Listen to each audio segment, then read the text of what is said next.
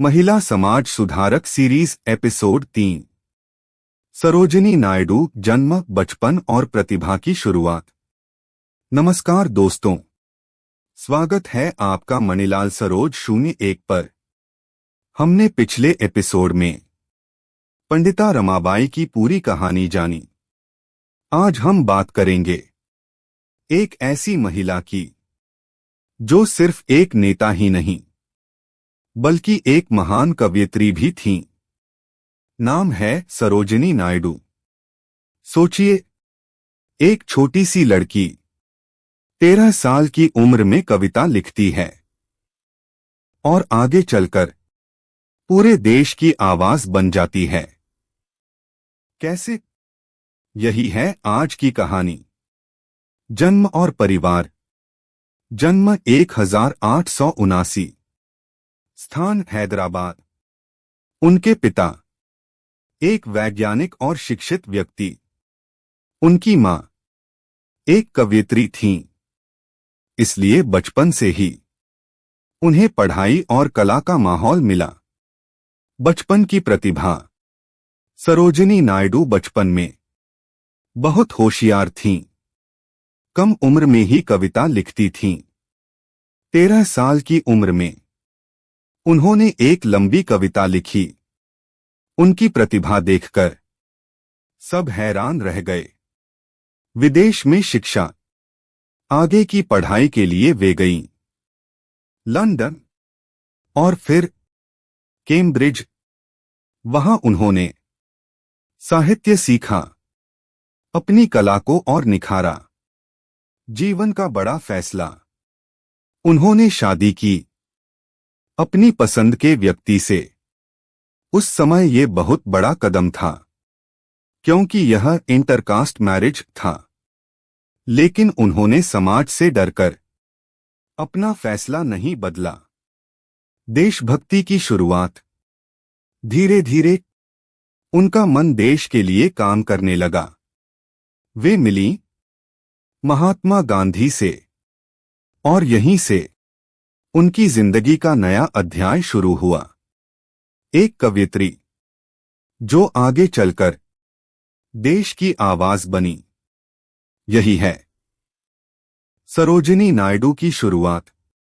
अगले पार्ट में हम जानेंगे उनका स्वतंत्रता आंदोलन में योगदान और उनका संघर्ष। आज हम जानेंगे कैसे एक कवयित्री स्वतंत्रता सेनानी बनी। सोचिए, कविता लिखने वाली एक महिला अगर अंग्रेजों के खिलाफ लड़ने लगे तो क्या होगा? शब्द बनेंगे हथियार। गांधी जी से मुलाकात। सरोजिनी नायडू की मुलाकात हुई महात्मा गांधी से।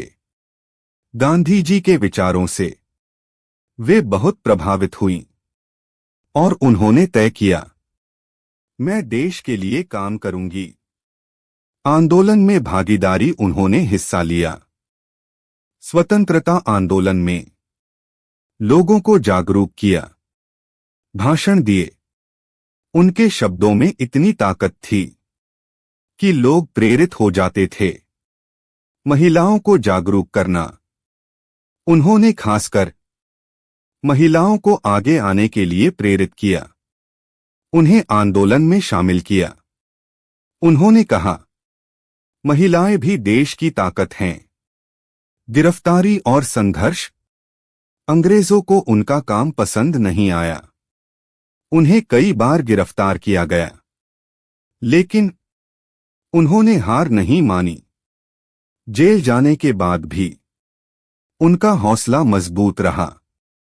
देश के लिए समर्पण।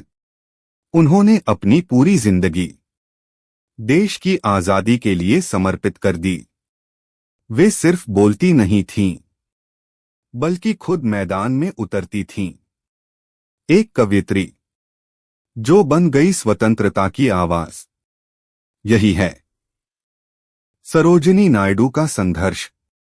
अगले पार्ट में हम जानेंगे उनका राजनीतिक जीवन और उनकी बड़ी उपलब्धियां। सोचिए, एक महिला जो पहले कविता लिखती थी वही महिला देश की बड़ी नेता बन जाए। क्या ये आसान है? नहीं, लेकिन उन्होंने कर दिखाया। कांग्रेस में भूमिका। सरोजिनी नायडू भारतीय राष्ट्रीय कांग्रेस से जुड़ी। उन्होंने कई बड़े नेताओं के साथ काम किया, देश भर में भाषण दिए। उनके शब्द लोगों में जोश भर देते थे। कांग्रेस अध्यक्ष बनना। 1925 में वे बनी भारतीय राष्ट्रीय कांग्रेस की पहली भारतीय महिला अध्यक्ष। यह एक ऐतिहासिक उपलब्धि थी। उन्होंने साबित किया कि महिलाएं भी नेतृत्व कर सकती हैं। आंदोलनों में नेतृत्व। उन्होंने कई आंदोलनों में भाग लिया। सत्याग्रह, असहयोग आंदोलन। जब गांधी जी जेल गए तब उन्होंने नेतृत्व संभाला और आंदोलन को आगे बढ़ाया। महिलाओं की आवाज। उन्होंने महिलाओं के लिए बराबरी की बात की, उन्हें राजनीति में आने के लिए प्रेरित किया। वे महिलाओं की मजबूत आवाज बन गईं। सम्मान और पहचान। लोग उन्हें कहते थे भारत की बुलबुल, नाइटिंगेल ऑफ इंडिया। उनकी कविताएं और भाषण दोनों लोगों के दिल को छूते थे। एक कवयित्री, एक नेता, एक क्रांतिकारी महिला। यही हैं सरोजिनी नायडू। हम जानेंगे आजादी के बाद उनका योगदान और उन्होंने देश के लिए क्या किया। सोचिए, आजादी मिल गई, अब क्या? क्या संघर्ष खत्म हो जाता है? नहीं, असली जिम्मेदारी तब शुरू होती है। भारत की आजादी। 1947 में भारत आजाद हुआ। इसमें सरोजिनी नायडू का बड़ा योगदान था। उन्होंने लोगों को एकजुट किया और आजादी की लड़ाई को मजबूत बनाया। पहली महिला राज्यपाल। आजादी के बाद उन्हें एक बड़ी जिम्मेदारी मिली।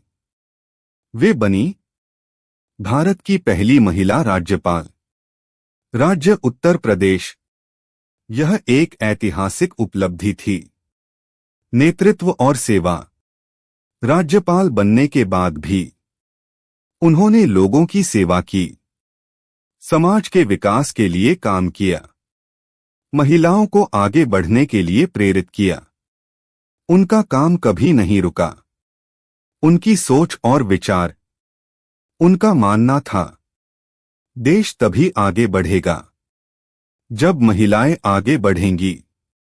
उन्होंने हमेशा समानता, शिक्षा, स्वतंत्रता की बात की। प्रेरणादायक व्यक्तित्व। वे सिर्फ नेता नहीं थीं, वे थीं प्रेरणा, हिम्मत और बदलाव की मिसाल। एक महिला जिसने आजादी की लड़ाई लड़ी और आजादी के बाद भी देश की सेवा की। यही हैं सरोजिनी नायडू। अगले पार्ट में हम जानेंगे उनका अंतिम समय और उनकी महान विरासत। अब तक हमने जाना सरोजिनी नायडू का बचपन, संघर्ष, आंदोलन और नेतृत्व। आज हम जानेंगे उनके जीवन का अंतिम समय और उनकी महान विरासत। सोचिए, एक इंसान जो पूरी जिंदगी देश के लिए जीता है, क्या उसकी कहानी खत्म हो जाती है? नहीं, उसका काम हमेशा जिंदा रहता है। अंतिम समय। सरोजिनी नायडू ने अपने जीवन के आखिरी समय तक देश की सेवा जारी रखी। 1949 में उनका निधन हो गया, लेकिन उनकी पहचान कभी खत्म नहीं हुई। उनका योगदान। उन्होंने स्वतंत्रता आंदोलन में बड़ा योगदान दिया, महिलाओं को आगे बढ़ाया, देश को एकजुट किया। उनका जीवन एक प्रेरणा है। उनकी पहचान, उन्हें कहा जाता है भारत की बुलबुल, क्योंकि उनकी आवाज मधुर थी। उनकी कविताएं दिल को छूती थीं। वे एक कवयित्री और नेता दोनों थीं। समाज पर प्रभाव। आज महिलाएं राजनीति में आगे बढ़ रही हैं, अपने अधिकार पा रही हैं। इसमें सरोजिनी नायडू का बहुत बड़ा योगदान है। आज के लिए सीख।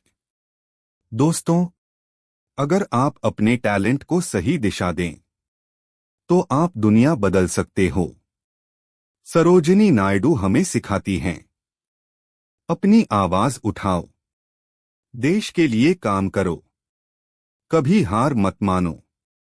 एक कवयित्री, एक स्वतंत्रता सेनानी, एक महान नेता, यही हैं सरोजिनी नायडू की पूरी कहानी। लाइक करें, शेयर करें, सब्सक्राइब करें। मणिलाल सरोज 01। धन्यवाद।